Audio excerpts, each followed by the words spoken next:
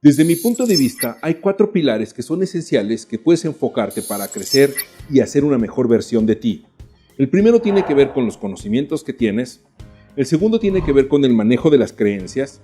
El tercero tiene que ver con el manejo de tus emociones. Y el cuarto tiene que ver con el manejo del miedo. ¿Quieres emprender un negocio o quieres crecer el que tienes? Enfócate en desarrollar estos 4 pilares. No importa en qué nivel esté tu negocio o qué nivel de ingresos tengas. Si quieres crecer tu negocio, primero debes de crecer tú. La mejor versión de ti es ese punto en donde eres más productivo y puedes hacer más con menos.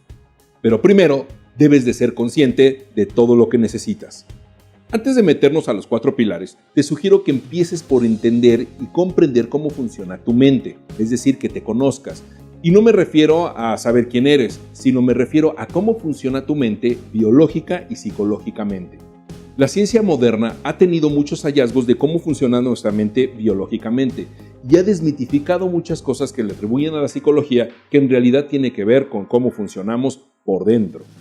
La ciencia moderna ha tenido muchos hallazgos de cómo funciona nuestra mente ante ciertas motivaciones internas y externas. Por eso es importante que las investigues, leas sobre psicología y sobre biología de nuestro cerebro. Más adelante hablaré del tema, pero por el momento lo único que te invito a entender es que tu mente es programable y reprogramable. Por ejemplo, cuando compras una computadora o un gadget, lo primero que haces es leer el manual e ir después a algunos tutoriales en internet, en YouTube y ver qué es lo que puede hacer para sacarle su máximo potencial. Sin embargo, no hacemos lo mismo con el cerebro como cuando compramos un gadget. No investigamos todo lo que puede hacer y hasta dónde lo podemos explotar.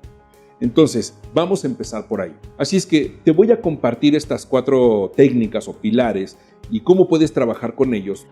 Pilar número 1, el conocimiento y todo lo que tienes que aprender alrededor de un negocio. Para empezar, todo hombre o mujer de negocios tiene que entender cuál es el funcionamiento básico de una empresa. El no saberlo puede ser muy catastrófico, ya que el más del 80% de los negocios que empiezan cada año fracasan en el segundo o tercer año y el 90% en el quinto. Yo creo que mucho tiene que ver con este paradigma de pues voy a poner un negocito a ver qué tal me va. No hay 1000 maneras de poner un negocio, solo hay una y tienes que aprender a saber cuál es. Gracias al internet y a la tecnología, los negocios han evolucionado en los últimos años de manera acelerada. Desafortunadamente, en muchas escuelas, libros que hoy en día leemos para hacer negocios tienen información ya obsoleta, que quizás fue buena en la década de los 90 o del 2000 al 2010, pero hoy realmente el internet nos hace que tengamos que aprender mucho todos los días para estar en la jugada. Hay ciertas bases de los negocios que sí han perdurado a través de los años, como la administración, las finanzas, la contabilidad, obviamente va cambiando, pero las bases de la contabilidad siguen siendo las mismas. Estos procesos de comunicación interna, contratación del personal, cómo hacer marketing, todos los elementos básicos que requiere un negocio, es importante que los domines en todo momento. Ahora, no es lo mismo si estás emprendiendo a que si ya tienes un negocio 5, 6 años o 10 años, a que si ya tienes una empresa de 20 años y ya tienes personal. Cada nivel en el que tú vas creciendo requiere diferentes versiones de conocimiento. Por ejemplo, un emprendedor no es importante que sepa de liderazgo ni de recursos humanos todavía. Su principal foco tiene que ser sobre ventas. Tiene que aprender a vender todas las técnicas posibles en networking, en marketing digital, marketing impreso, relaciones públicas, y tiene que aprender todo eso lo más rápido posible. Y esa es una diferencia de un empresario más grande que no le va a dar el tiempo para vender y dirigir. Entonces él tiene que delegar en un equipo de ventas todo su departamento de marketing para que puedan ejecutarlo sin que él esté. En ese sentido, sus conocimientos tienen que ser de delegar y saber y armar equipos de ventas. Finalmente, si es un empresario que está en expansión y quiere desarrollar sucursales, tendrá que tener otra base de conocimientos, tecnologías, metodologías, organigramas, hacer nodos, puntos de control, incorporar tecnología como un ERP, un CRM para poder tener el control. Mucha gente lo ha hecho, hay empresas multinacionales que lo hacen y el decir que no puedo, estoy limitado, simplemente tiene que ver con que no sabes cómo hacerlo.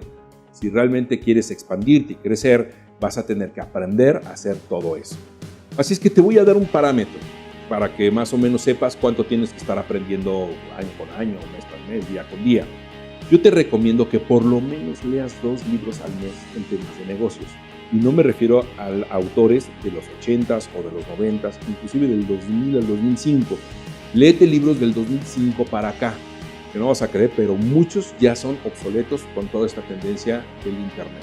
Te recomiendo tomar por lo menos 2 cursos al año, en donde vayas a un curso de actualización de algo sobre procesos de marketing, administración, finanzas. Si puedes tomar más, mejor.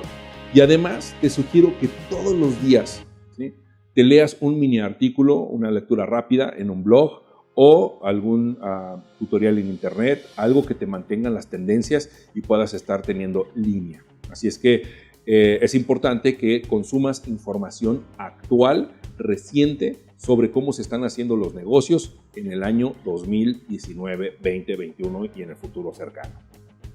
Pilar número 2. Todos tenemos creencias. Algunas son instaladas desde pequeños, otras en la universidad o en la adolescencia y otros ya en el mundo de los adultos. Algunas están tan arraigadas que moverlas a muchas personas les genera hasta ansiedad y a veces hasta pánico, ¿sí? El tema es que yo te pregunto, ¿cuál es el objetivo de una creencia? ¿Que la creencia me sirva para vivir una vida mejor o mi vida estará adaptando para mis creencias? Si tu respuesta va más orientada a la primera, en adaptar las creencias para mí, te invito a que reflexiones sobre las creencias que te están limitando para crear ese hombre o esa mujer que requiere tu negocio. Por ejemplo, a todos o a muchos de nosotros nos educaron desde chiquitos en la paranoia de que nos podía pasar algo en la calle con extraños. Pero nuestros padres, en afán de protegernos, pues nos instalaron creencias que de grandes, créeme, me ha costado mucho trabajo coachar mucha gente que trae esto muy internalizado en sus creencias. Paradigmas como, mijito, usted no se junte con extraños. Y evidentemente cuando eres chico, pues es muy peligroso. Pero cuando vas creciendo con ese paradigma todo el tiempo, llega un momento en que se te internaliza tanto que conocer a alguien nuevo en un evento es sinónimo de alerta, de pánico. ¿Qué te parece que en lugar de eso nos hubieran dicho desde pequeños? Mijo, cuando se acerca un extraño avíseme porque usted está chiquito y todavía no aprende a distinguir entre que es una persona confiable o no. Bueno, a veces de adultos también nos engañan, pero los chiquitos son más vulnerables. Mientras usted aprende a discernir quién es una persona confiable o no, me tiene que preguntar primero, ¿sí? Entonces, son creencias que van saliendo desde nuestra niñez y se van arraigando. Otra muy buena es, mijo, no acepte dinero de extraños. ¿Te imaginarás cómo esa creencia afecta a muchas personas que se dedican hoy en día a las ventas? Pues si no aceptas dinero de extraños, pues ¿cuándo vas a hacer dinero? Todo el mundo es extraño, ¿no? Sobre todo si tienes tiendas a la calle o tienes negocios que están instalados en lugares públicos.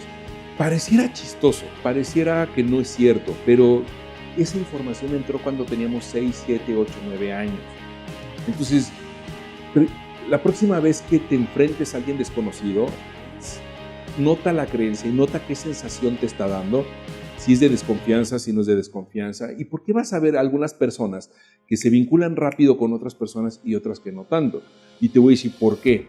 A muchos esa creencia se la instalaron a golpes. Entonces, no nada más están desafiando el peligro de estar con una persona extraña, sino que además puedan tener una represalia externa.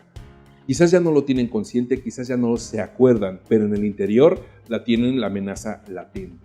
Entonces, te estoy dando un par de ejemplos de creencias que pudieran ser muy absurdas, que no lo son, pero así como esas hay muchas más que tienen que ver con género, que tienen que ver con estatus, que tienen que ver con de dónde vengo, de estatus sociocultural, ¿no? Por ejemplo, una persona que no tiene un título muchas veces se siente menos frente a otras personas que sí tienen título en los negocios, cuando hay muchos empresarios que no tienen título y bueno, han hecho fortunas, ¿no?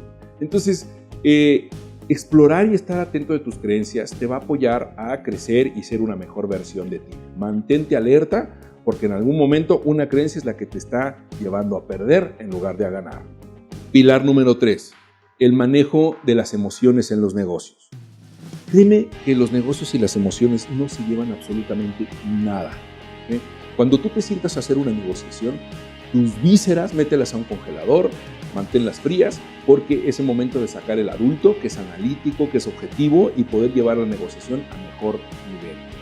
Una persona que se está emocionando constantemente, y me refiero a que se enoja, revienta, se deprime o está muy alegre todo el tiempo y no pone atención en los negocios, puede resultar falta de seriedad, falta de compromiso y a veces un descuido que lo puede llevar a una situación catastrófica.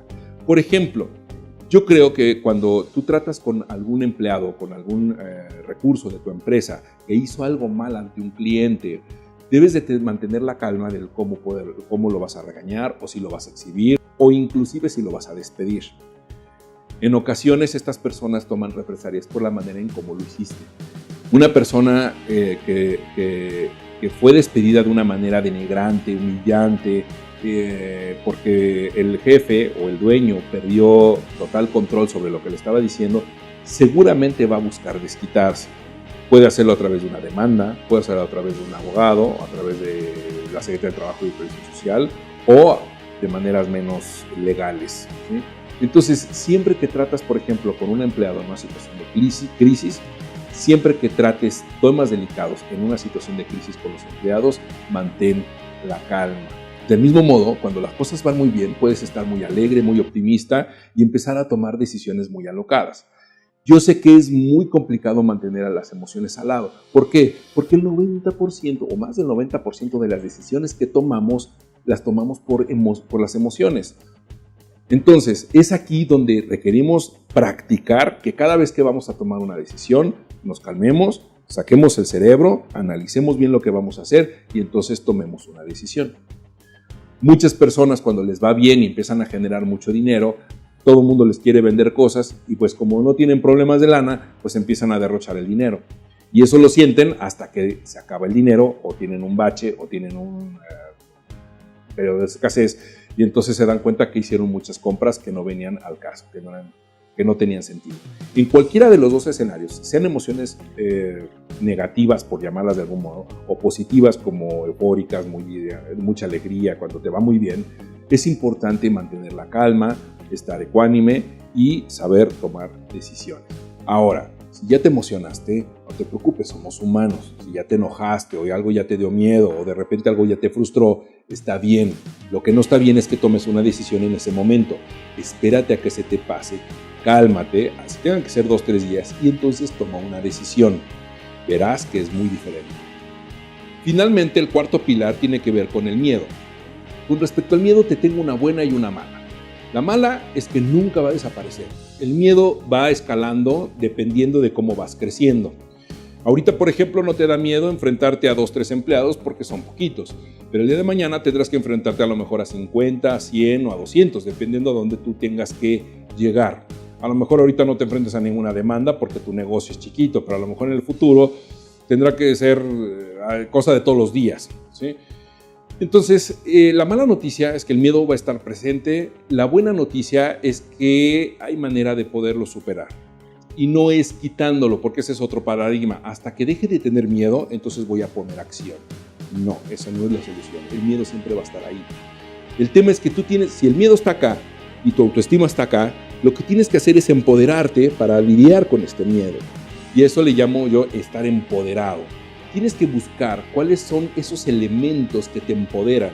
Información, un coach, un psicólogo, un grupo de amigos, alguien que te contenga para que en tiempos de crisis, en tiempos de que sientas algo de miedo, te empoderen, te den ese punch, te den ese plus para que tú puedas sacar avanti